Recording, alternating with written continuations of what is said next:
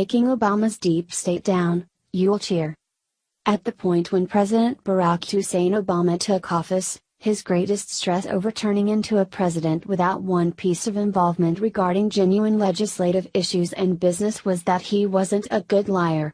His consistent whimpering over the condition of his economy rambled on for 4 and after that 8 long, tiresome years while he implicitly reprimanded George W. Bush and every other person, aside from himself.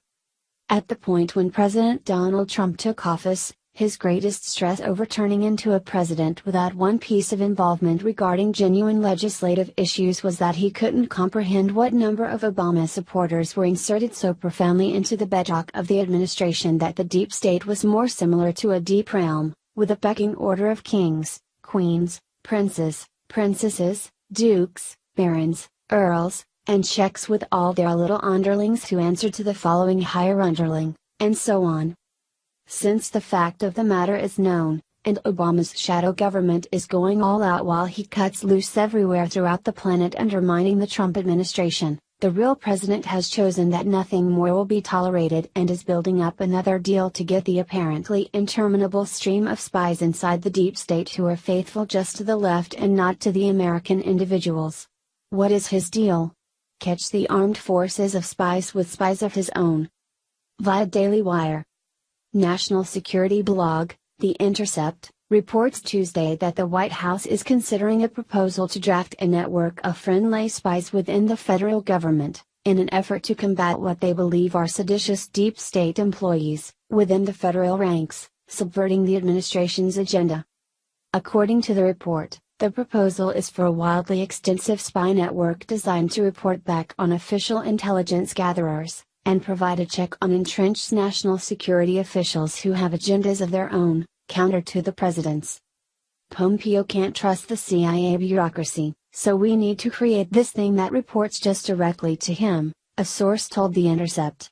It is a direct action arm, totally off the books. The whole point is this is supposed to report to the president and Pompeo directly. The proposal would also, reportedly, create a new, separate, unofficial agency that could operate in places like North Korea and Iran, where the United States has an interest in collecting intelligence but can't because of formal, long-standing diplomatic policy, though it's not clear the United States already doesn't have one of those because it's not as though they'd publicize it.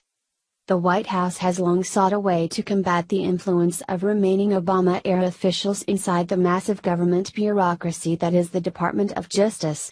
Trump officials have spoken regularly about leaks within the system, and have worried, quite publicly, that certain officials are deliberately undermining diplomatic and intelligence efforts.